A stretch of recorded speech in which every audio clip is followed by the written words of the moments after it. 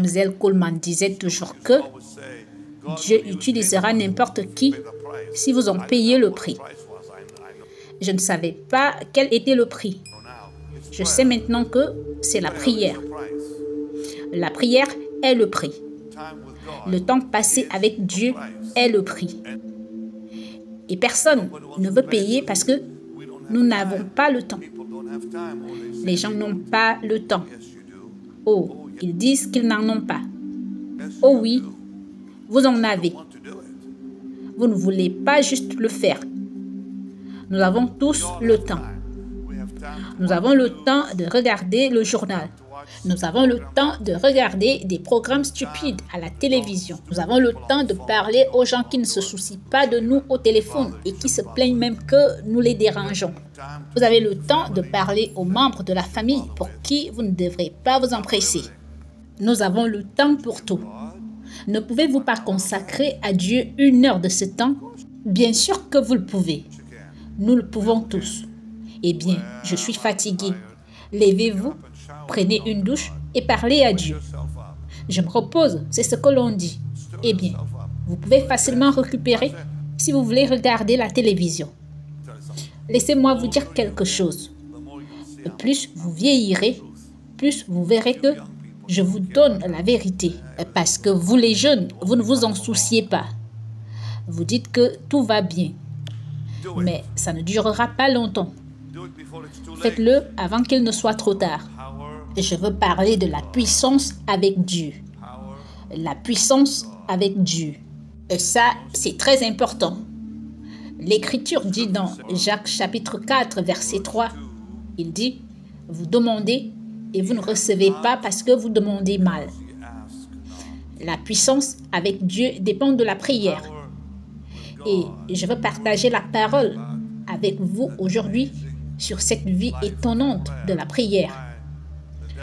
Pourquoi le diable vous combat quand il s'agit de la prière et ce que vous devez faire pour gagner dans cette vie.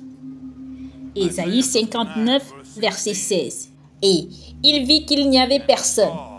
Et il s'étonna de ce qu'il n'eut pas d'intercesseur.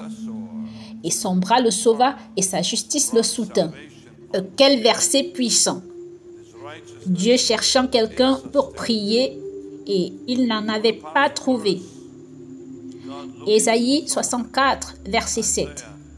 Ésaïe 64, verset 7. Il dit, « Il n'y a personne qui invoque ton nom, qui se réveille pour te saisir, car tu as caché ta face de nous et tu nous as fait fondre par la force de nos iniquités. Tu nous as caché ta face. Tu nous as consumés à cause de nos iniquités. Tu nous as caché ta face. Tu nous as fait fondre par la force de nos iniquités. » Il y a beaucoup dans ce verset. Il dit d'abord que personne ne veut prier. Personne ne veut s'agiter pour saisir Dieu. Et Dieu s'est caché. Il a caché sa face. Ça, c'est sa nature. Dieu se cache pour une bonne raison. Dans Ésaïe 45, verset 15, il est certes, tu es un Dieu qui te cache, le Dieu d'Israël, le Sauveur. Et Dieu se cache. Pourquoi se cache-t-il? Parce que quand on le cherche, la chair commence à mourir. Dieu se cache pour que la chair soit crucifiée. Parce que plus vous le cherchez, moins il reste de chair. Et ça, c'est une chose sur laquelle Satan vous combattra pour le reste de votre vie. Il vous défiera pour le reste de votre vie. Il vous convaincra que vous perdez votre temps à prier. Mais la prière a une puissance étonnante si vous restez avec elle. Il faut persévérer, n'abandonnez jamais.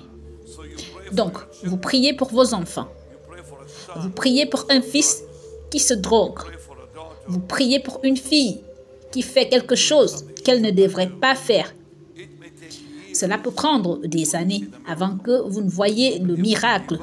Mais si vous abandonnez, vous les perdrez. N'abandonnez jamais. Priez tous les jours.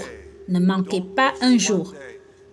Car Le jour où vous manquez est le jour où vous perdrez. Vous devez prier chaque jour.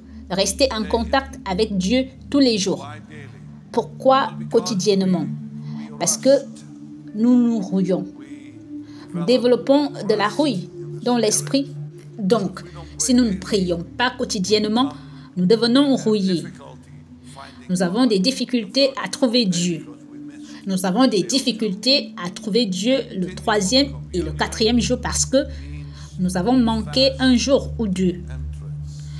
La communion continuelle signifie une entrée rapide, pas d'échauffement avec Dieu. Donc, quand vous lui parlez quotidiennement, vous y entrerez rapidement. Le contact quotidien signifie pas d'attente nécessaire. Si vous ne parlez pas à Dieu tous les jours, vous devrez attendre plus longtemps avant que Dieu ne se montre. Le contact quotidien est donc critique quand il s'agit de puissance dans votre vie. Croyez-moi, j'ai vécu tout cela. Donc, la prière est la fonction la plus saine et spirituelle de votre vie chrétienne. Je vais le reprendre. La prière est la fonction la plus saine et la plus spirituelle de votre vie chrétienne. Et ça, c'est la clé de la vie chrétienne. Vous ne pouvez pas prendre cela à la légère parce que l'absence de prière amène les démons. Quand vous ne priez pas, vous ouvrez la porte au diable. La prière garde la porte fermée, donc le diable ne peut pas entrer. Mais quand vous ne priez pas, vous ouvrez la porte. Donc, la prière est si importante parce qu'elle peut littéralement fermer Satan hors de votre vie. Vous devez donc prier. Parce que si vous ne priez pas, il entre. La porte s'ouvre d'elle-même. Et il entre et il détruit votre famille. Il détruit votre vie. Parce que l'absence de prière est destructrice. Je suis chrétien depuis 1972. Et j'ai dû apprendre cela très difficilement parce que je n'avais pas vraiment réalisé à quel point le diable est puissant quand vous ne priez pas. Quand votre prière est pleine, il est faible. Quand votre prière est moindre, il deviendra plus fort. Il vous combattra et il gagnera si vous ne priez pas. Alors, quand je ne prie pas, je donne du pouvoir au diable. Quand je prie, je donne du pouvoir à Dieu et aux anges.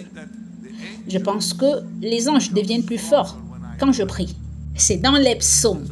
Le psaume 103, il dit « Bénissez le Seigneur, vous tous ces anges qui êtes puissants en force et qui exécutez ses ordres en obéissant à la voix de sa parole. » Rappelez-vous ce qui est dit dans Apocalypse 12. Ils l'ont vaincu à cause du sang de l'agneau et à cause de la parole de leur témoignage. Et ils n'ont pas aimé leur vie jusqu'à craindre la mort. Bien, voici la scène. Les anges combattant le dragon, Michael et les anges de Dieu combattant le diable et ses anges. Et nous les saints déclarons la puissance du sang. Et alors que nous déclarons, les anges gagnent.